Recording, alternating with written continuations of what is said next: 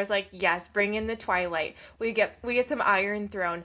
I will love Kevin Kwan forever for mentioning Marissa Cooper because like the OC is Yes. my right. Like he has solidified my fanship. Welcome to Narratives and Nightcaps, books, beverages, and author conversations. I'm Bree, always ready to dive into new fantasy worlds and take a step back in time. I'm Megan, part critic, always team physical copy, and forever chasing good thrillers and a great plot twist. I'm Emily, your resident mood reader who thrives on chaos questions and lively book chats. And I'm Jordan, equal parts heart, humor, and high-functioning caffeine addict.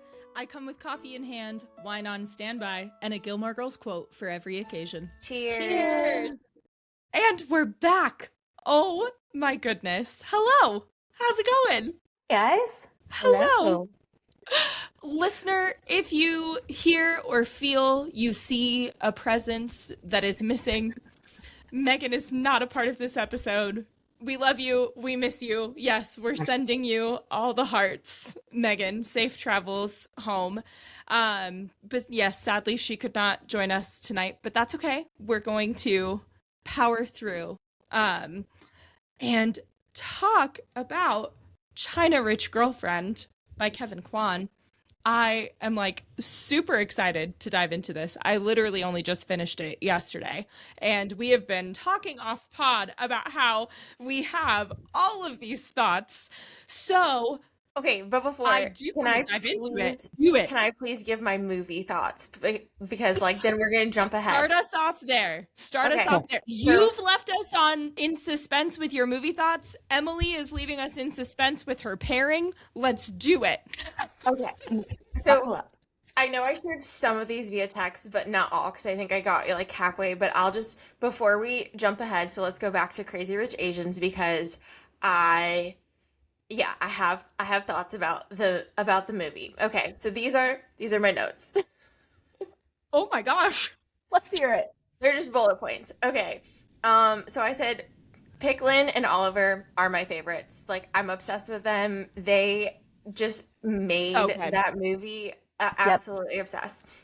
I also in general said like there were just a lot of very beautiful people, like Rachel, stunning, and then I literally said so many beautiful people to be honest. Yes. Everyone. Everyone. I said that this was far closer to uproarious than the book, because I was literally laughing out loud, and that word really threw me for a loop in the recap last time about the book. I was like, but movie, much closer to uproarious, I would say. Lived up to the hype. It did.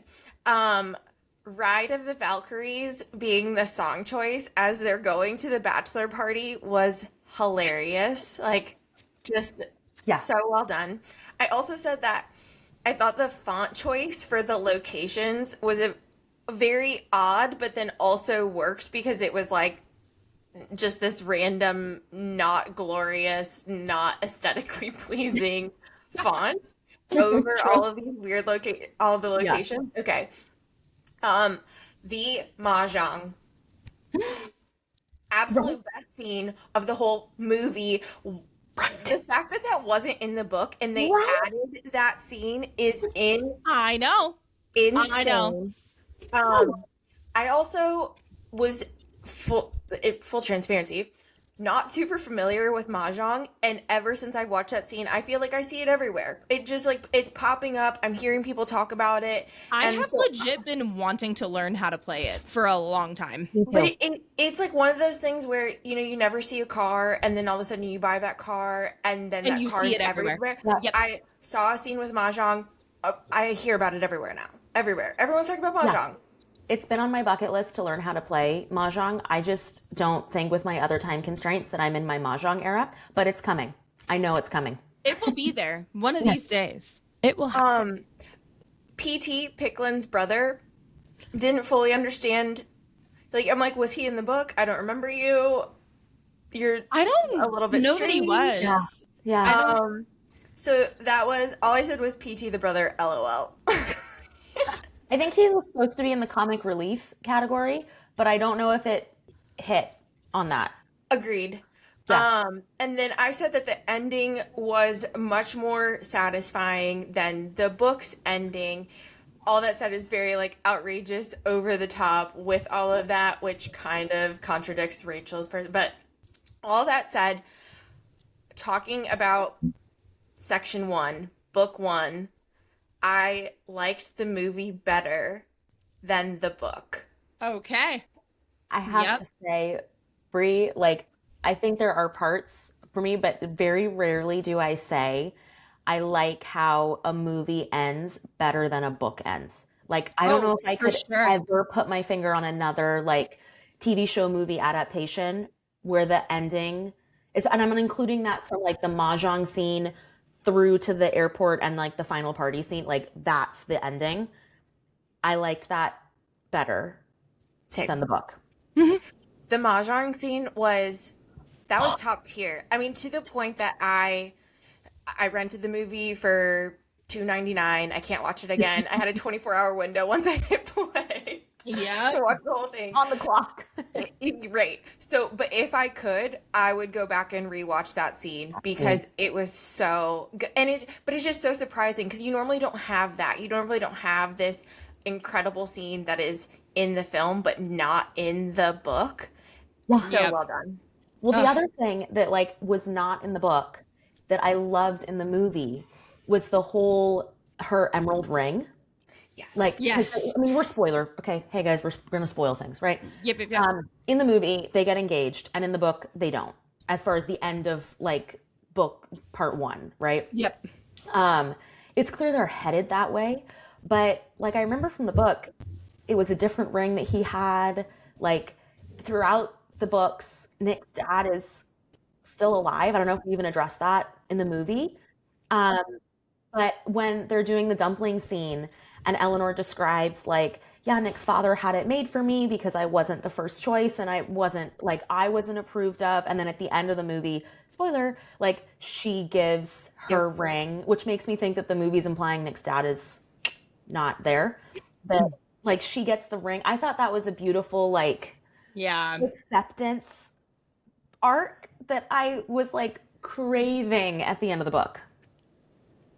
Yes, the movie delivers when Yeah. it comes to that. So I'm very glad I watched it. I would actually love to watch it again if they would make it Oh, available on more streaming platforms for not $2.99. true. True, true. But great movie, highly recommend. I'm sure anybody listening, like I would think I was one of like, 5 people left on this planet that hadn't seen the movie. So I would gather most because everyone in our comments too is like, "Oh my gosh, I saw the movie. I love the movie. I loved the movie. I loved the movie." And so anyone listening is probably like, "Yeah, thanks for catching up." So glad you're here now. Or that on the planet has now not seen the movie, please reach out. We'd love to hear your thoughts when you do. Yep, Please. exactly. That is too funny. Well, I'm glad that you loved it. And yes, hopefully, I'm sure you'll get to experience it again. Hopefully, you'll get to experience it again soon. But, well, thank you for sharing. Okay, so Emily, take it away with this pairing before we dive into this book, into book 2 of our trilogy. I'm excited about this one. And it's really odd because I'm drinking red wine for this episode, but so not the actual cocktail pairing. But for book 2, well, let me back up.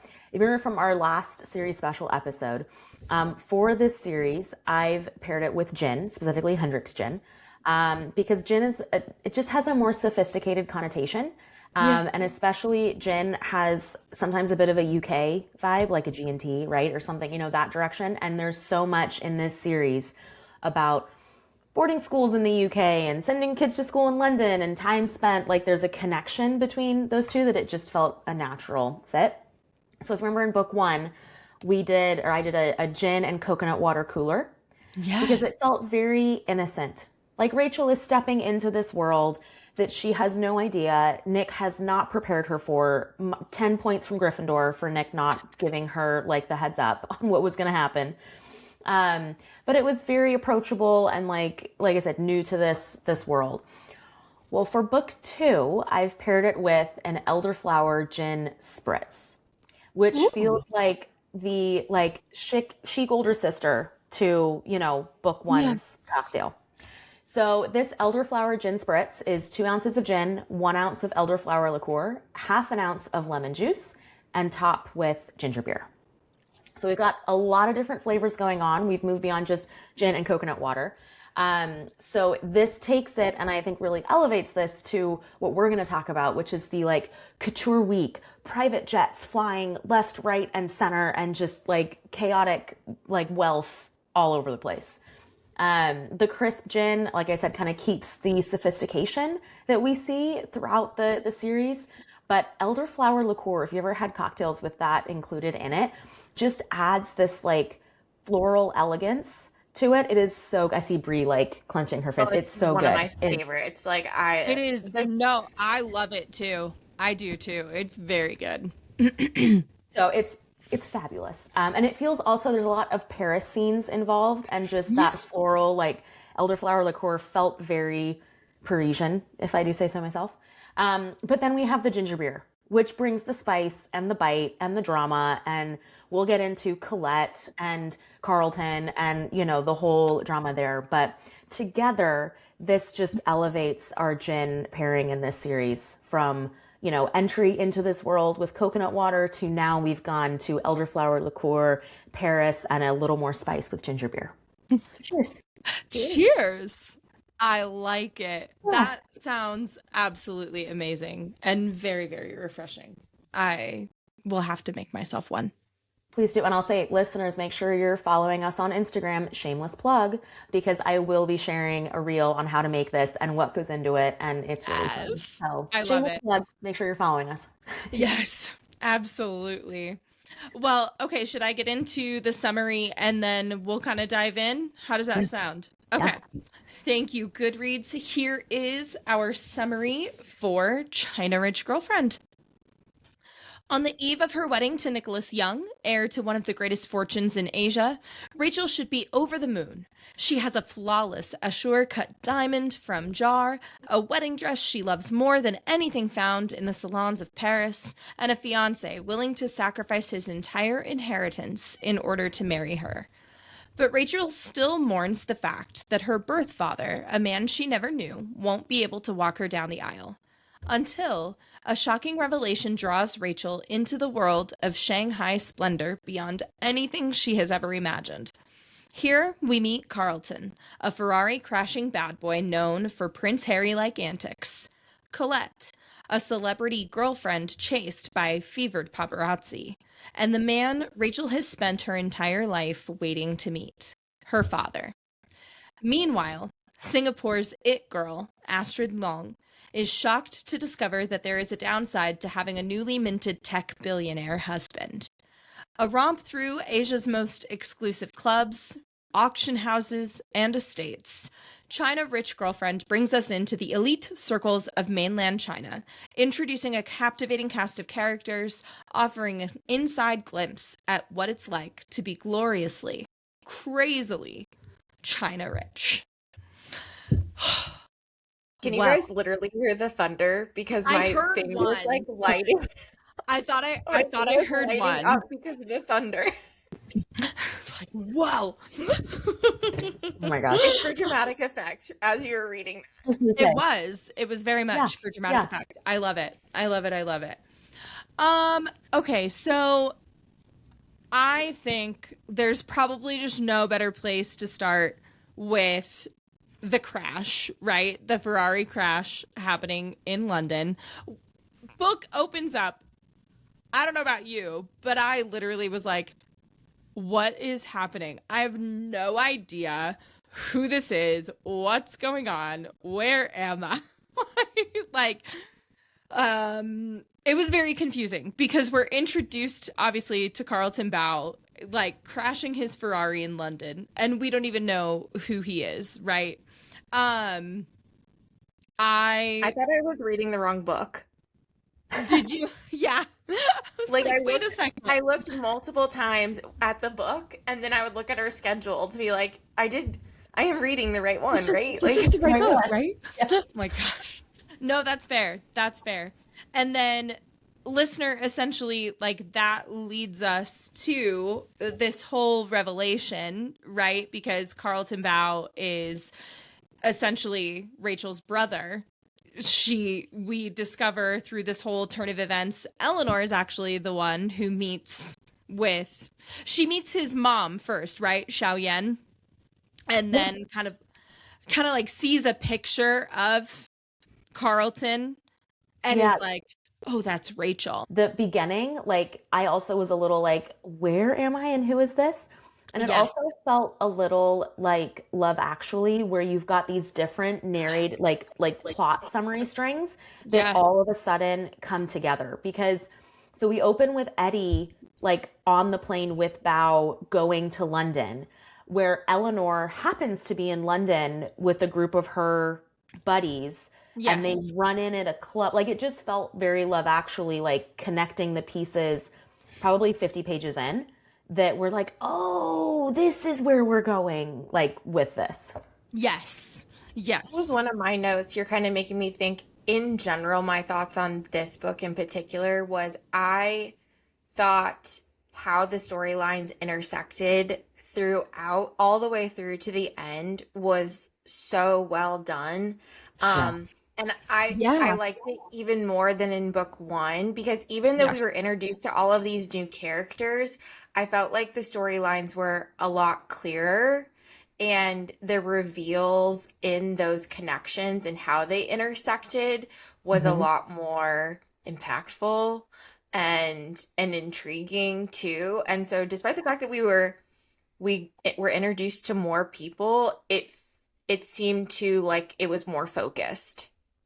There was a fluidity through all of it. I have to agree with that. And it didn't make following the characters too hard. I mean, so when Emily and I got together off pod and we were talking about this a little bit, I was a little like, okay, yeah, no, wait, I feel like I need to go back to the tree and like make sure I'm understanding who's who.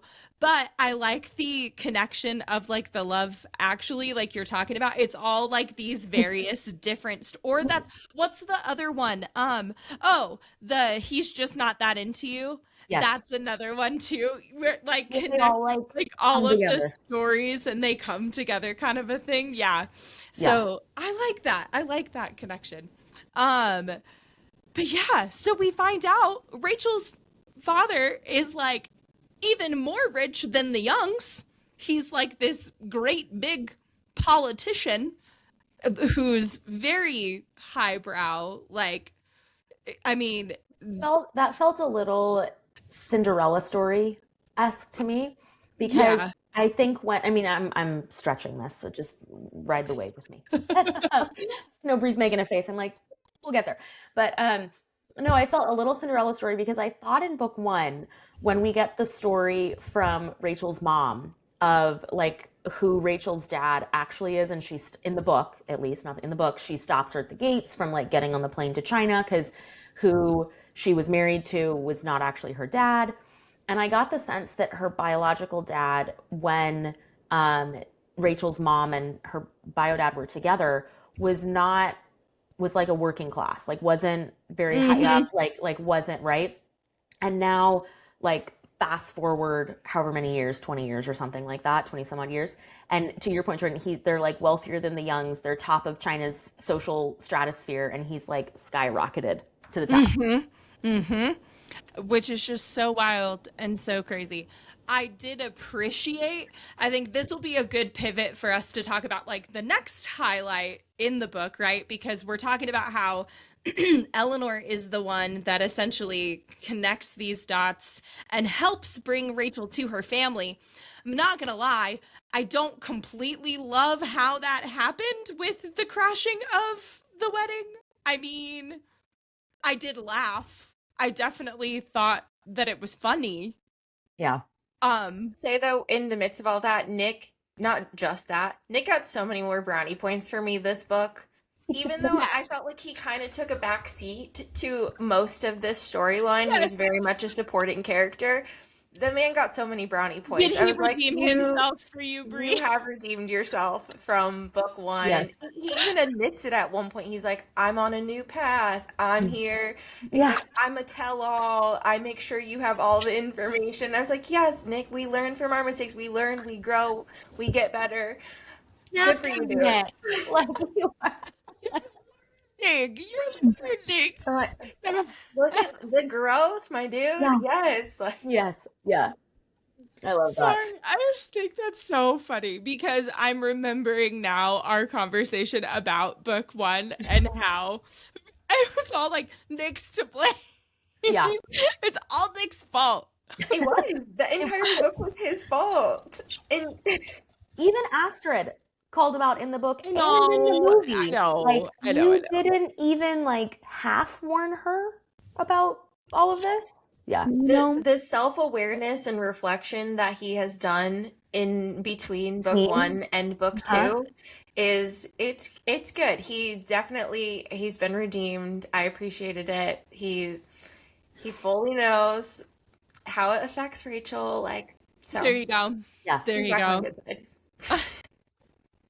I'm glad. I'm so glad he's back on your good side. Too funny. But yeah, so Eleanor essentially crashes the wedding, introduces Rachel to her family, or at least to Bao, her father. And then we're kind of following along with Rachel as she is navigating now this world of opulence, of wealth, ultra exclusive, getting to know Carlton, getting to know Colette. And Who I constantly want to call Cosette. oh, well, there you go. There you go. We got some Les Mis fans in the house. Yes. Yeah. Okay. Now I would take Cosette over Colette. Yeah, which, like, such a bummer. I Such a don't- bummer. I don't love the direction of this, but we'll get into it here in a minute. Let's talk about Xiao Yan for a second, Bao's wife. So basically, she just has a really hard time accepting Rachel. Like, she basically doesn't even, she like leaves, doesn't want anything to do with her.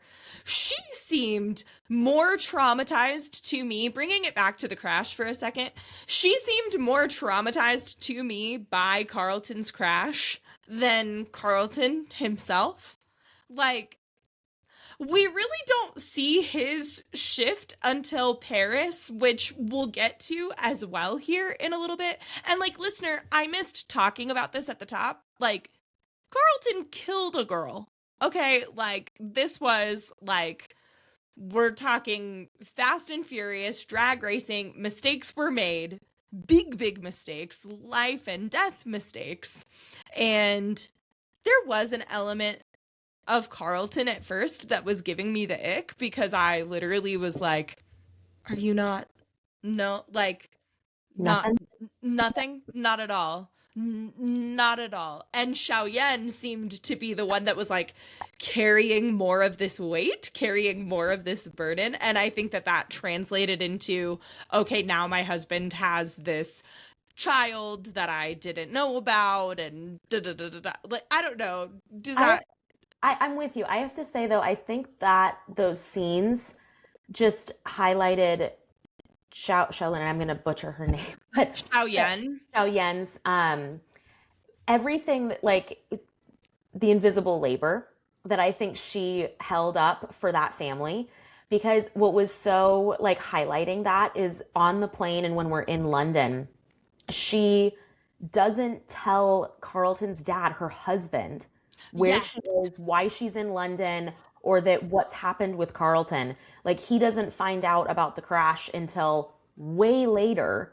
And it's because he's on a government trip, basically. So, like, can't be bothered. He's with top officials. And I think that just highlights how much, I'll use the term invisible labor, that she probably has done over the 20 some odd years to support her son and her husband in their endeavors. And Yeah. she's cleaning up mess, not to like, you know, but she's the one that comes in to like smooth things over and make sure that everything's okay.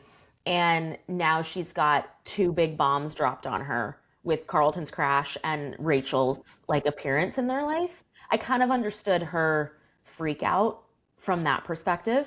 Not that I agreed with it, but I could see how that would send her into a tailspin.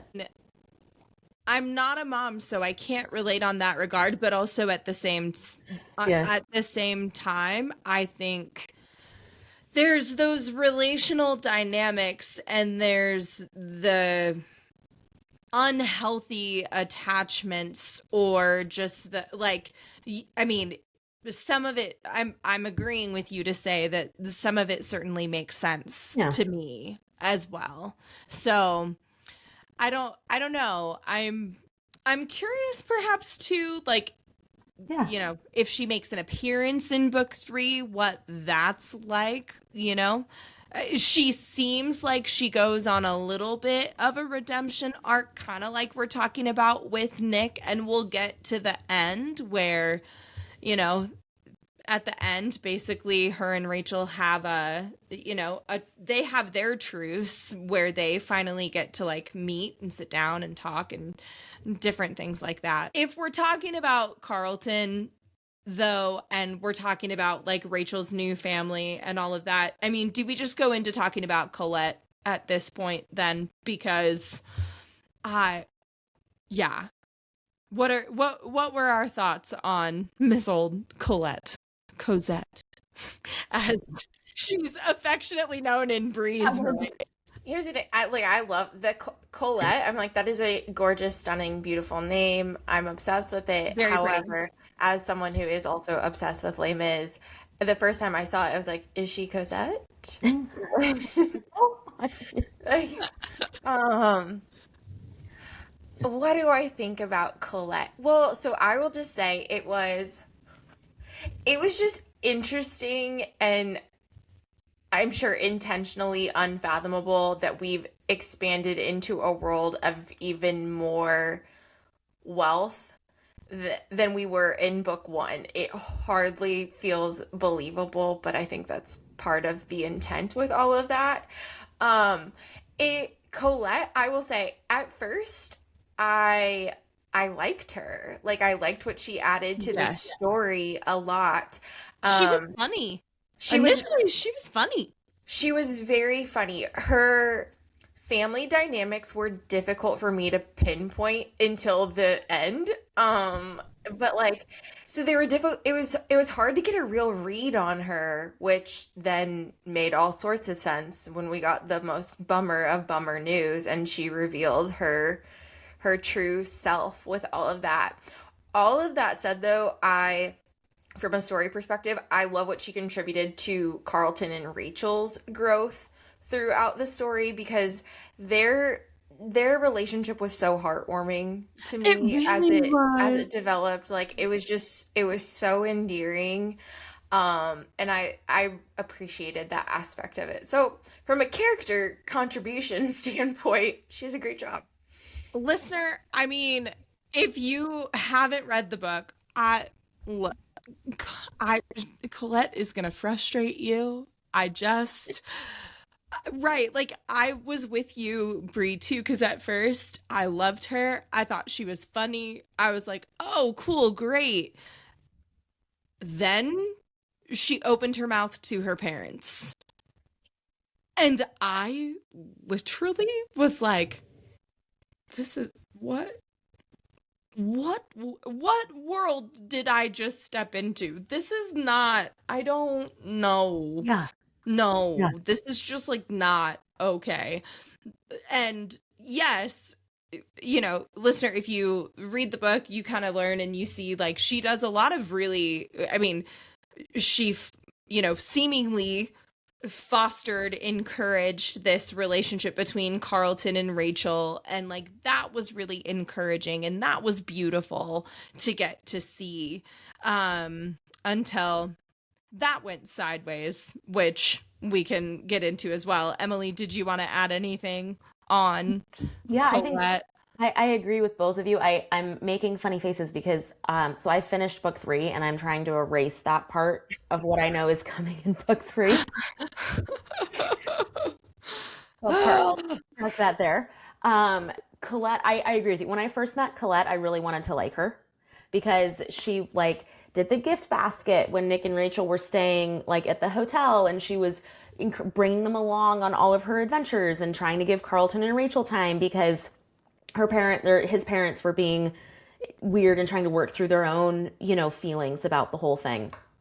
I did not like how she spoke to her parents. I just like 100%. That was no good.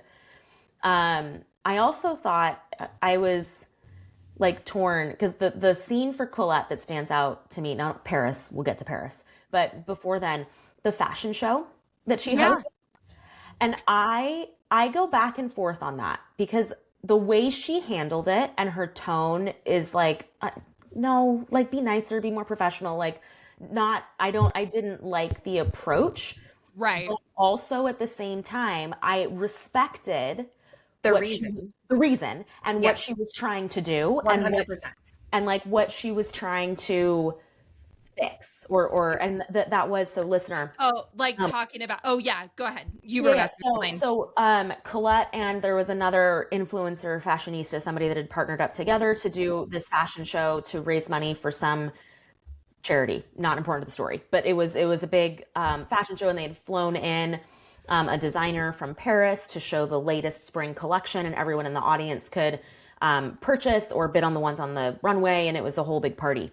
And so what happened when the actual like fashion show started is all of the designs that kept coming out were very, I don't know how to say this, like very what like Asian couture, like a lot of phoenix motifs and like more traditional Asian motifs, which was not what Colette expected from a French designer. She wanted the designs that everybody, in her words, everybody else was getting globally. Don't come and assume that we want the Asian motifs. And so she like made a big scene and stopped the fashion show and like said a bunch of things that, while the tone was probably not the best, like the truth and the reason was like straight to the heart of what she was, what I would agree with. Maybe not the approach, but that scene stands out to me for Colette because I think it's a really interesting, like she's trying to do the right thing, not a great approach. I don't know what you guys thought. She misses the mark. She like just misses the mark. Like a I know. Ugh. Yeah. Well, I guess, and while we're on the topic of like fashion shows and Paris, a good transition from that for a second though. Let's talk about the auction and Kitty Pong's character arc through this, because I loved. So, listener, there's this scene where there's this like crazy auction, and I can't even remember what it is, but 12 scrolls. Oh yes, 12 scrolls, and Kitty ends up, I mean, just outrageously bidding. What was it, like 180 200 million, 200 million, something insane. in that. That was, and then she ends up getting connected with Karina Kotung, this PR. Basically, she struck me as like the Chinese Olivia Pope. I was like, oh, could you like, you seem like you could be a fixer, but also at the same time you love people, you want to help people, you're here to like help Kitty with her image. And I loved the entire. I estimated Kitty Pong as a character in book one. Yes. And I love that she was completely underestimated by everybody, every character in this book, and then totally turned the table. Yeah. That girl was playing chess while everybody was playing checkers. Yep. I just have to say, when she brings up the Church of Volturi from Twilight in this, I was laughing out loud. That was one of my absolute favorite scenes. It was the pop culture references in this one in particular. I was like, yes, bring in the Twilight. We get some Iron Throne. I will love Kevin Kwan forever for mentioning Marissa Cooper, because like the OC is my right. Like, he has solidified my fanship by mentioning all three of those, Yeah. the pop culture references. But when she mentions the Church of Vilturi and everyone just rolls with it, I was like, Listener, you have to read. So, it's Karina takes Kitty to a church where, like, all of the, high society does, because she's trying to help Kitty revamp her image. And so she's introducing her to different people as Catherine, by the way, right? Her name is Catherine. And so somebody asks Catherine, "Oh, first time with us, like, where have you gone?" I've been going to the Church of the Volturi. Which is so funny because, like, the purpose of this meet and greet at the church is that you can get into the right Bible study, right? Yes. And you're supposed to meet the ladies that run the right and the wrong whatever Bible studies, and they just like not even bat an eye, like yeah. Okay. I'm with you. Kitty like stole my notes. Literally say Kitty stole the show for me in this book. There you 100% go. underestimated her. She stole the show for me this book. Loved her. Absolutely love her. I also really enjoyed, I think Brie, you made this comment, like what Kitty and Corinne did for the story as far as a reader understanding the, I'll call it like intricate ballet that goes into navigating and living at these, stratospheric social circles. Like it has to be the right Bible study and this shade of nail polish and you can't do that. It's just like those chapters I found fascinating as a reader, in kind of a window into this world. I also, and I think we'll get to this towards the end, but Kitty became more human to me in this book, especially when we talk about when we get to like Bernard and Giselle, her daughter, and with Bernard and like that whole scene and what she was trying to do. Like you said, she was playing chess and everyone else is playing checkers. So when we left Kitty at the end of book 1, she married or was marrying Bernard Ty, who is connected to the Youngs and like a distant cousin through one of the daughters. For his money. It was assumed for his money. she broke up with the other one to have more money with him. Have more money, basically. Yep. And she and Bernard had a daughter, Giselle.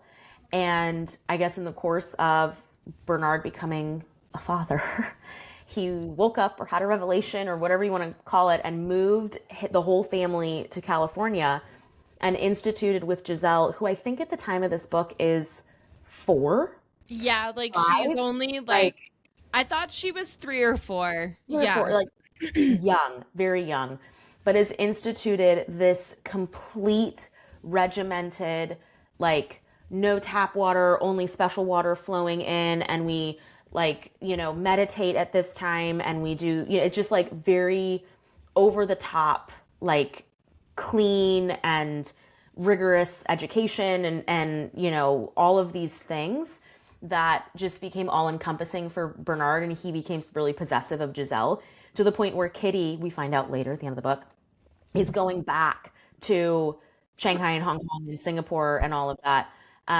to try to like reintroduce herself to society. My assumption now is to then bring Giselle with her. But there is that moment at the end where she eventually does get custody of Giselle and divorces Bernard.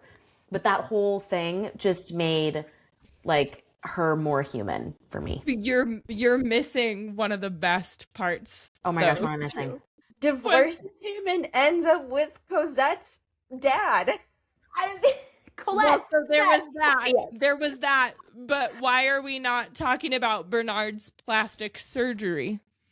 Oh, that too. Jordan, go for it. This whole California kick starts and happens because Bernard decides that he wants reconstructive surgery and like wants to do all of these things. And it was this revelation that he had after seeing Christian Bale as Batman. Well, instead of Christian Bale, he got Kristen Bell.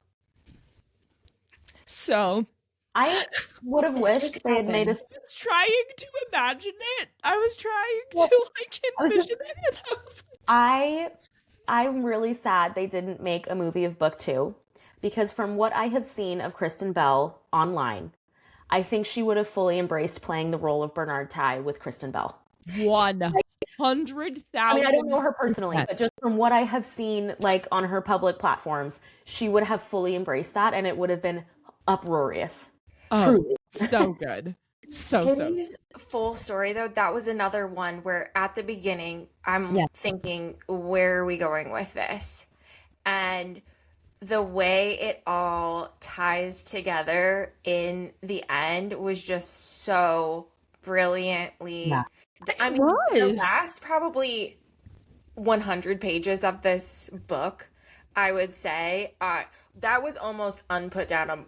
Yeah, unputdownable. For the last 100%. 100 pages, with every single connection happening, all of the pieces getting put in their right place. Yep. And yeah, Kitty, like, you deserved it, girl. Yes.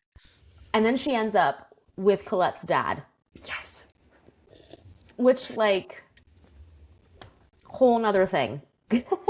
I mean, In the house that Astrid and Michael tried to buy. okay, now we're well, Which leads us to Astrid, my fave. She is the queen bee. She is the queen bee. she really is. Okay. And yeah, we're going to talk about my less favorite part of this book, which is obviously just Michael can go kick rocks. Okay? Like I just So much. I want him to go kick rocks. He reminds me of a man I had to deal with a lot for work yesterday and today, and I don't like it. Bree, be real. Like, oh He is man. talking And about it. I should have, like, on the phone, I should have been like, you know who you remind me of? You remind me of Michael from Crazy need to Rich stop. Asians, but you're not nerdy enough to know who I'm talking about. No. My gosh. No. So one of the first issues that comes into play, listener, Astrid is on this trip. She's in Italy and she gets a voice message or she gets an email from the nanny that Cassian has been locked in his room. Or wait, was it in a closet? It was his room or the closet. For 4 hours.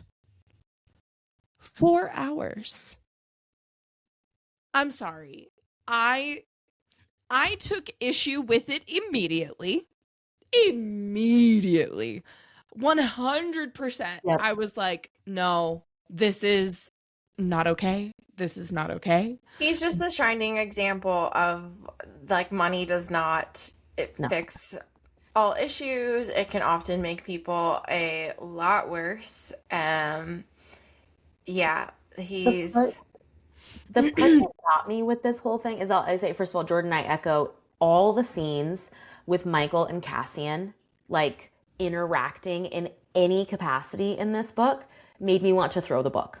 I know. Literally. And that's just like the 4 hours in the closet is just one of like several that just the guy does not know how to be a dad or a human or connect with a child on any capacity.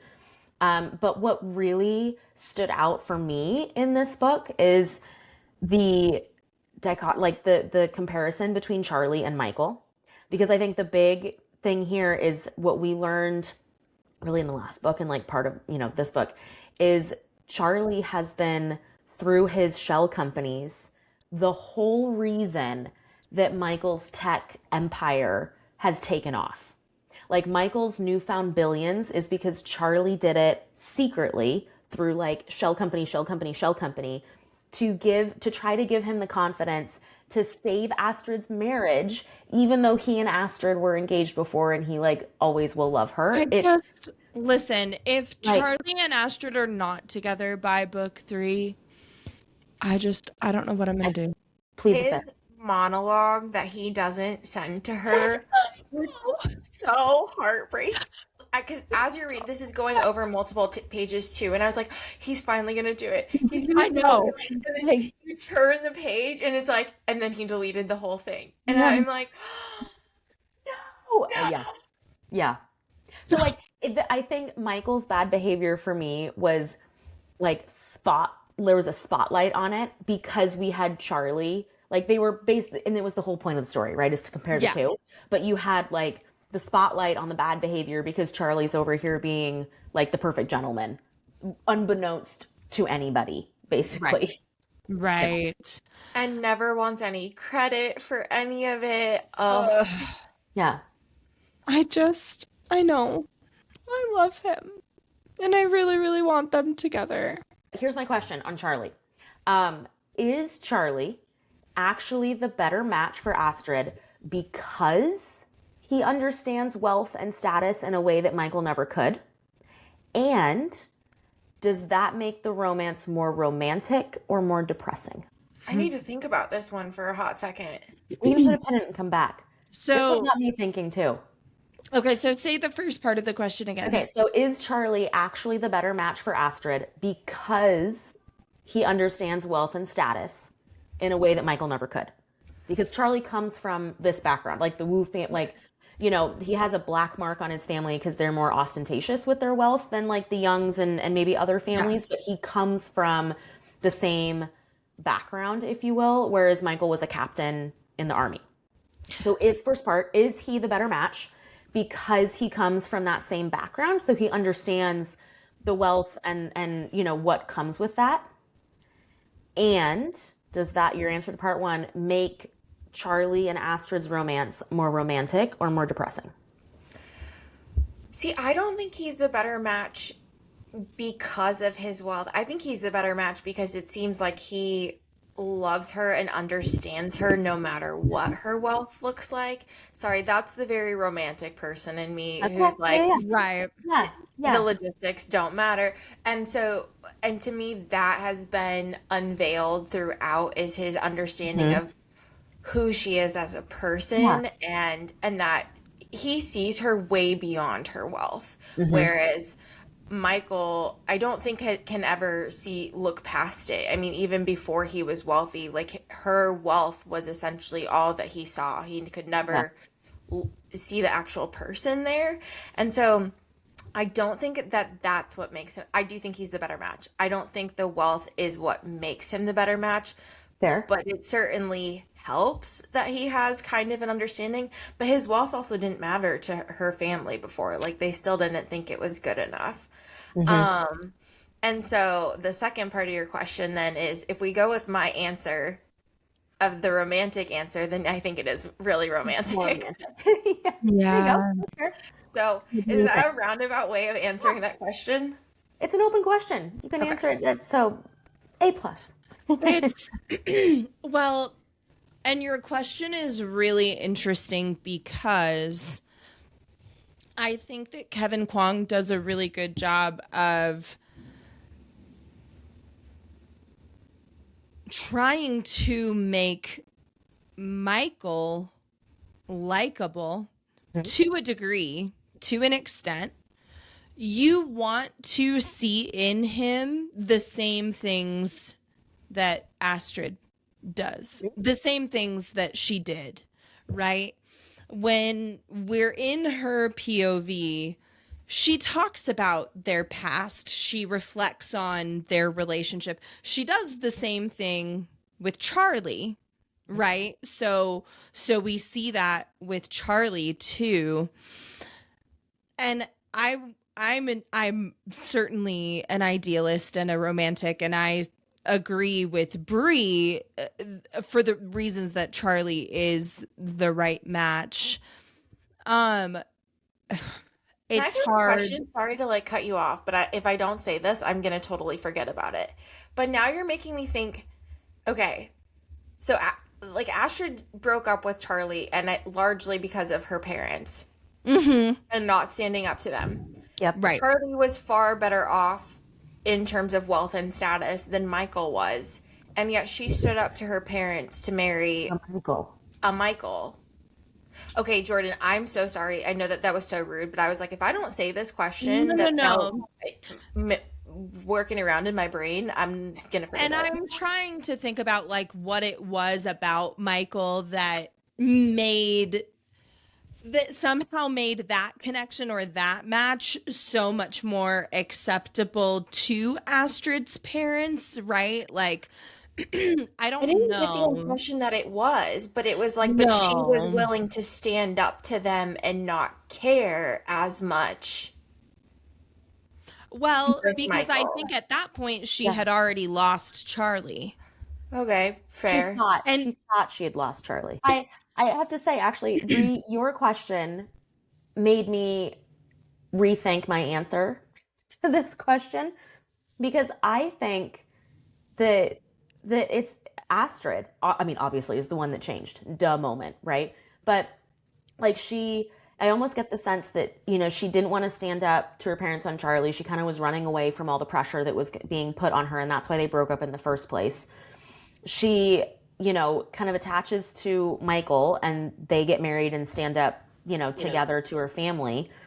And Michael's character flaw is, as you said, he can't see past what he just can't see Astrid for Astrid anymore. But she goes back to Charlie, who's always been there, always been a support, always seen her.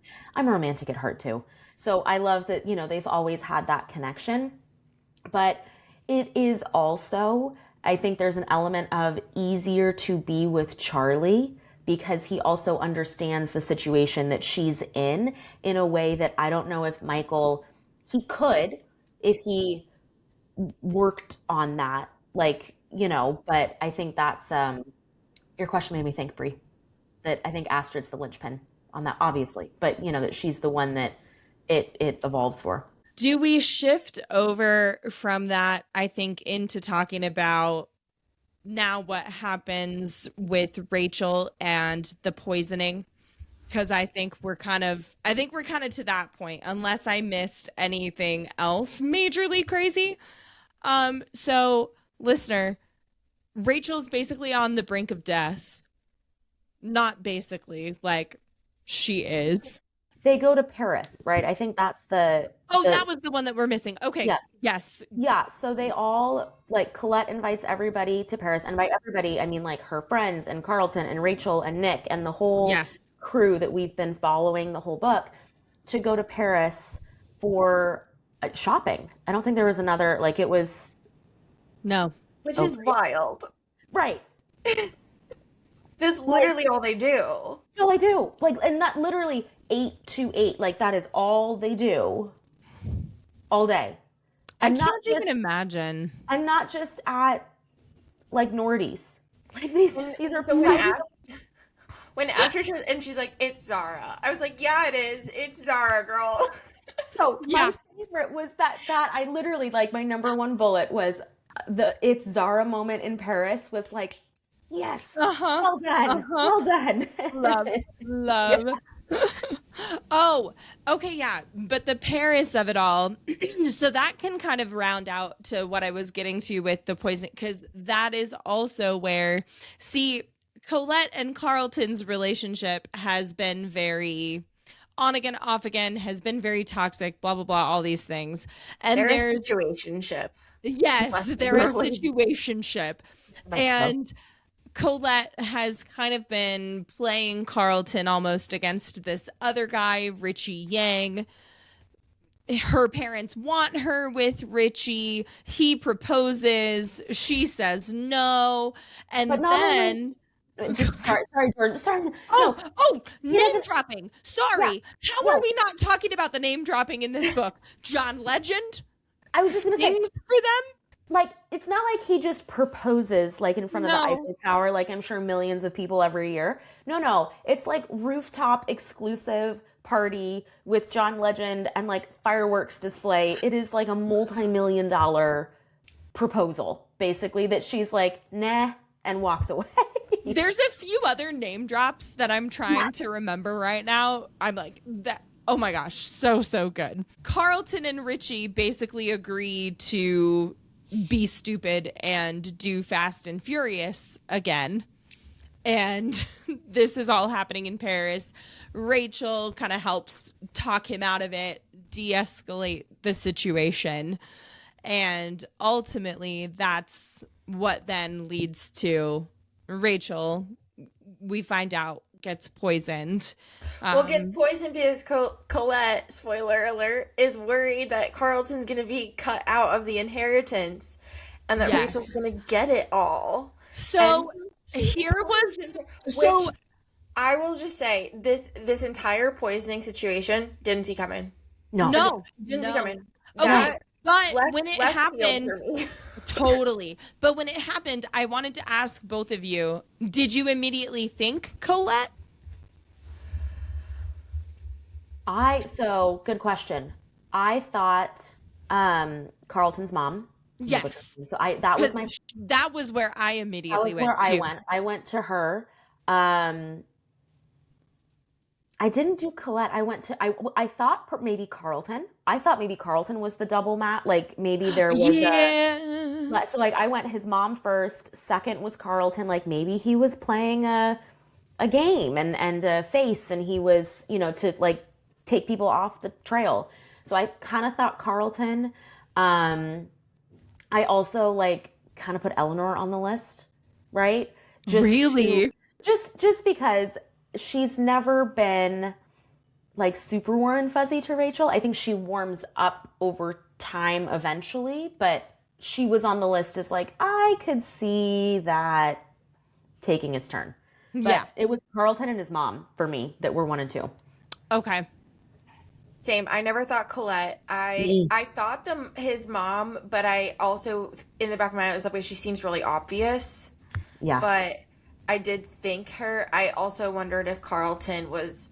I was going to be double agent, devastated, sort of. but if he was the double agent, I was gonna. Yep. That did track to me Yep. of as a possibility for that, but I didn't see Colette coming. Can I also just say that this is where like Pick Lynn very much enters the chat, and I missed her a lot in this book. She did not. Pick Lynn and Oliver didn't have as much of a presence. Oliver sweeping in at the end with Kitty Pong though was brilliant. I loved it. That was great. But those two, I was like, I miss them. They're like my I know. You're like, I know. friends, welcome, come in. Yeah. And They're poor great. Pick Lynn gets thrown in and it's immediate poisoning. Yeah. Oh my gosh, I know. So yes, immediately I thought Xiao Yan as well. I thought Carlton's mom. I didn't really think about Carlton being a double agent necessarily. I did kind of wonder about Colette, but I was so far down the Xiaoyan train. I was Sure. so far down Carlton's mom that I was like, oh, I was the whole poisoning itself, I have to agree, came out of left field. I definitely was like, oh, whoa, where are we going with this? And that's what you're talking about with like the last 100 to 150 pages. You're kind of like, oh no, wait a second. Like, what's going on? What's Well, happening? That's a trend that I didn't get in book 1. No. and it continues. Definitely happened in book 2, and for sure in book 3 for me.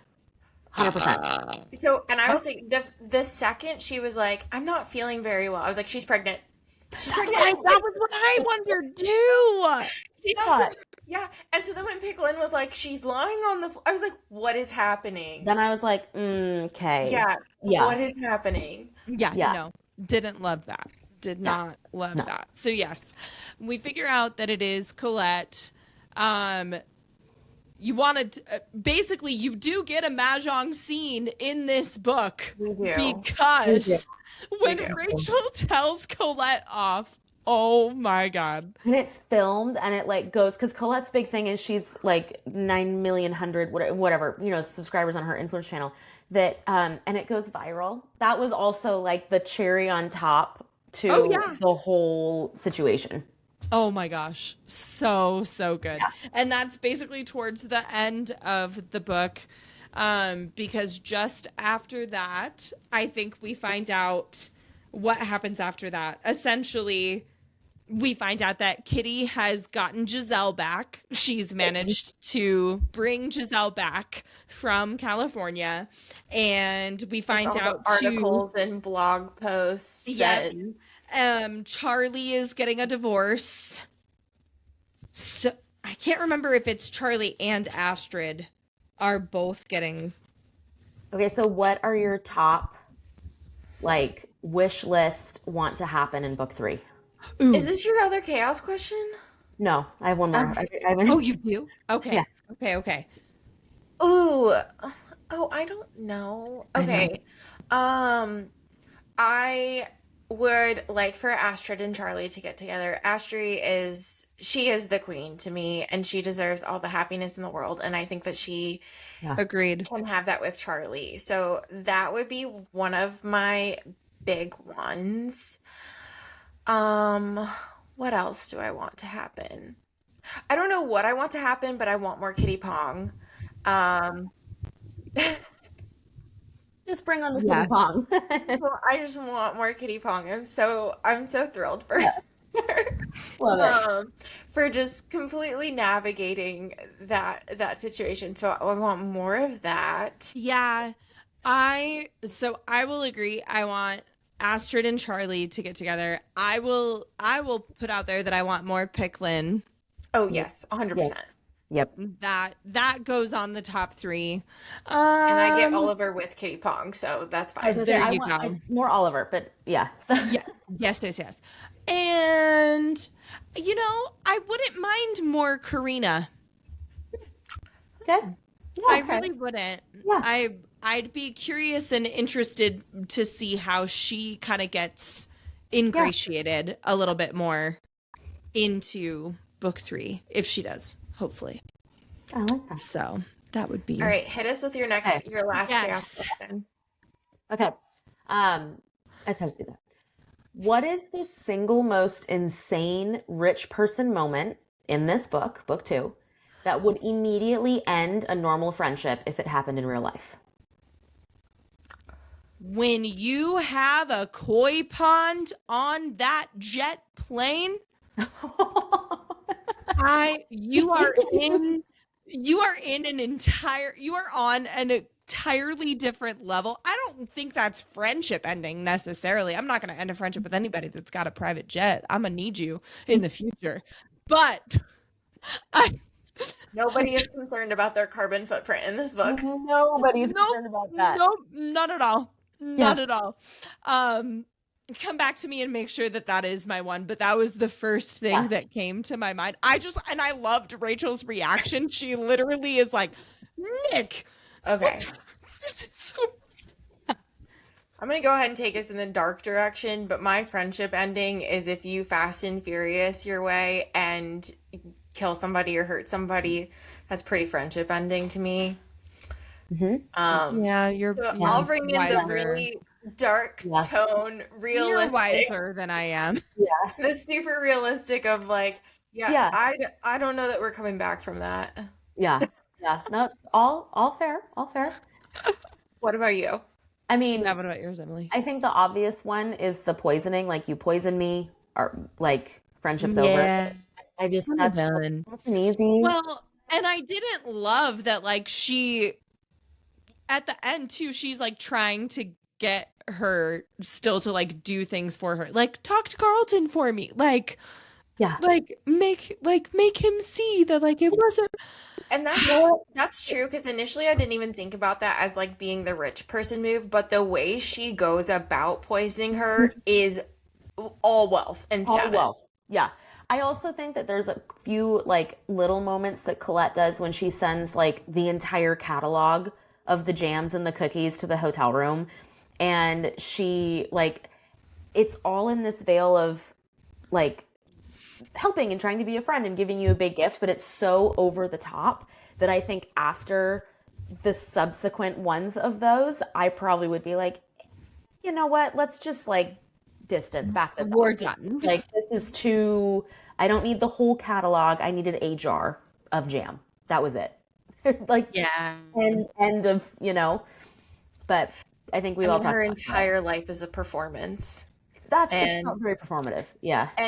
And I will say that's pretty friendship ending for me. Yeah. If your entire life is a performance. Yes. The sad thing is I think a lot of the friendships in this series, like other than a few that we've talked about, it's also like the current chapters highlighted how performative. You have to be in the right Bible study. You have to like eat at the Yes. right club. It's like it's so performative, and there's not a lot of that real connection except for the few that we've talked about. Well, and like we've talked about, I don't think Kevin Kwan is necessarily setting out to give us like some moral message for everything. But if we did sort of take a few away from this, one of them I think is like, you know, once you stop performing, like the people that actually care about you are your real people, Yes. because they definitely care a lot about it in this Yeah. book. Mm-hmm. Yeah. Yes. Yes. And maybe leave the koi pond off the private jet. Those poor fish. Fish. Listen. That is just not. No, it's not normal. I'm sorry. It's not. I don't believe it is, but Yeah. Well, listener, I'm excited to continue on this journey. We are all excited to continue on this journey, and we're excited to have Megan back to wrap the series up with our next book. So, listener, for our next series special, we will be finishing out the Crazy Rich Asians trilogy with Rich People Problems. I am so looking forward to diving into it, and yes, we will have to see if some of our wishes do come true. The cover alone is giving Astrid, so I my mean, hopes. It's giving Astrid 100%. Yes. so do we think this one was Colette? Ooh. Now that you say that, yes. Yes. And then is book 2 or book 1 Rachel? Yes. It would have to be. I think so. go. I think so. There you go. I think so. Oh my goodness. Well, my friends, until next time. Cheers. Cheers. Thanks so much for listening. The Narratives and Nightcaps podcast is a production of The Craft Co. with intro music created by Remington Haynes. Subscribe to the show on Apple Podcasts, Spotify, and YouTube. Follow at Narratives and Nightcaps on Instagram or visit our website, narrativesandnightcaps.com. Sign up for our newsletter to always know what we're reading next, which authors are joining us on the show, and for extra bookish and beverage info. Connect with our additional co-hosts, Jordan and Emily, as well. You can find me on Instagram at Cozy Reads and Sips. And you can find me on Instagram at books.bottles. Cheers! Cheers.